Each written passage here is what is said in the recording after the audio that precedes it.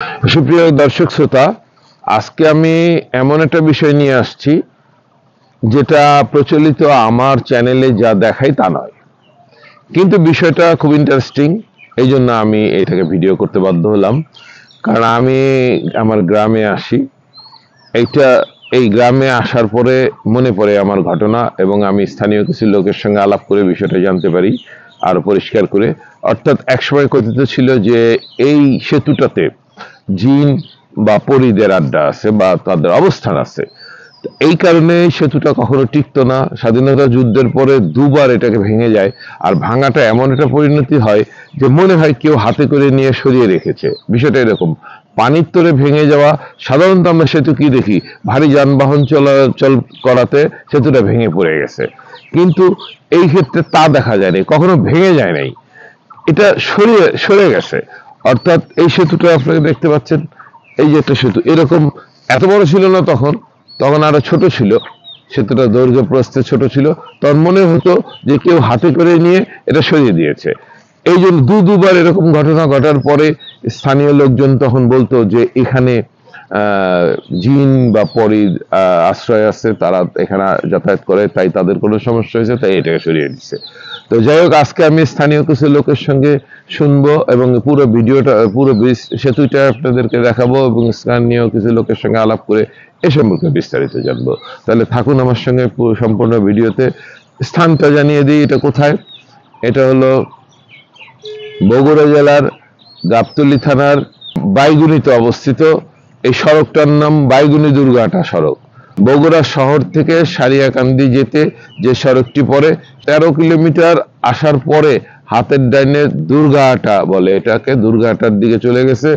এই সড়কের আনুমানিক 1 কিলোমিটার ভিতরে ঢুকলেই বাইগুনির ভুলিগাড়িপাড়া, সেখানে এই সেতুটি অবস্থান। তো আসুন পুরো সেতুটাকে আপনাদের দেখাই, এবং তারপরে স্থানীয়দের বক্তব্য আমি তুলে ধরছি। তো ওই যে বলতো যে এখানে জিন পরি ইত্যাদি এ সম্পর্কে ছিল ছিল এখানে একটা যে সামনে ব্রিজ হয়েছিল, তখন একটা গাছ ছিল, বট গাছ। ওখানে ওইখানকার আগে থেকে কিছু ছিল। আচ্ছা আচ্ছা, আগে থেকে কিছু ছিল, সে ওখানে ওই গাছে ছিল, ওই গাছই ছিল। বর্তমানে এখানে অনেকগুলো কাজ মানে অনেকগুলি মানুষ নষ্ট হচ্ছে, তাই না? অনেকগুলো মানুষ নষ্ট হচ্ছে এই জায়গায়। আচ্ছা আচ্ছা, তাতে মানুষ বলে যে, হ্যাঁ, মানুষ শুনছি, আমরা ছোটবেলায় শুনছি। আমরা তো দেখি নাই, আমরা এটা যাচাই করে দেখছি যে হ্যাঁ, এটা এটা অকাম হয়।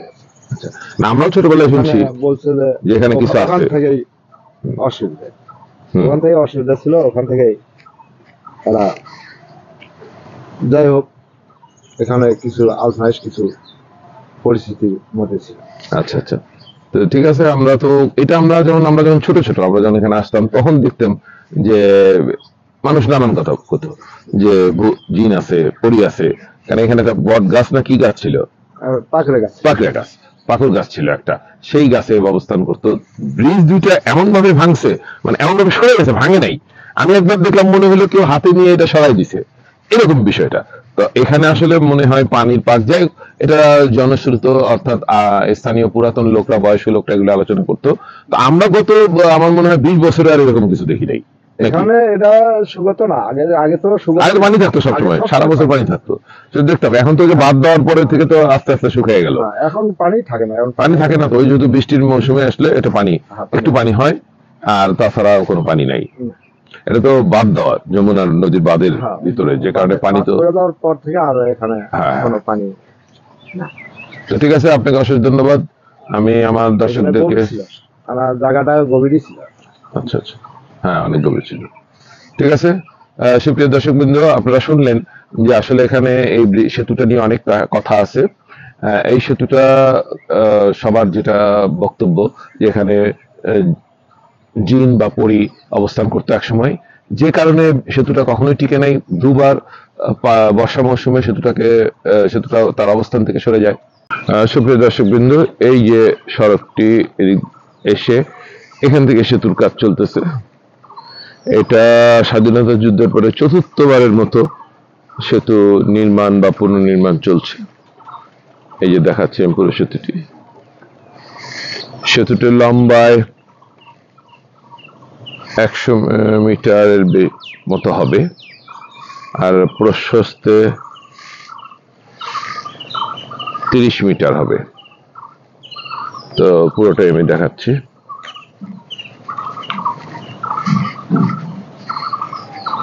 এই সেতুটির এর আগে এটি ছিল, অর্থাৎ এরকম একটি কালভার্ট ছিল এখানে,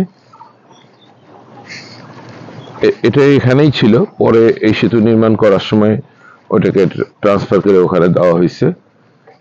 এই যে সেতুটি দেখতে পাচ্ছেন,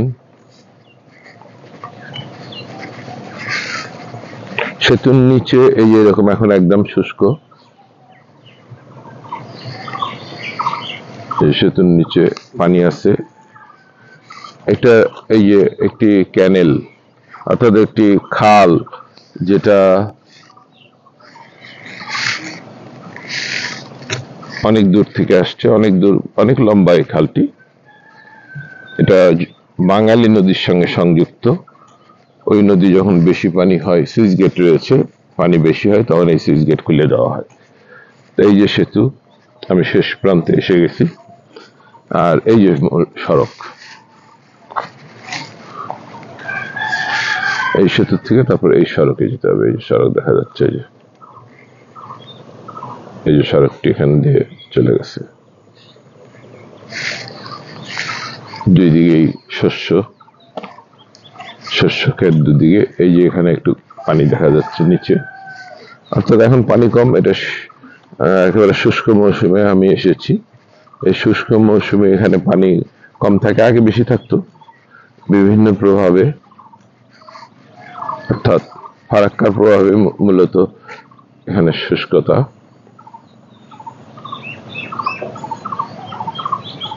এই যে একজন কৃষককে দেখা যাচ্ছে, সে ঘাস কেটে ঘাস চাষ করেন, ঘাস নিয়ে যাচ্ছে, তার হয়তো গবাদি পশু রয়েছে, সেগুলোকে খাওয়ানোর জন্য।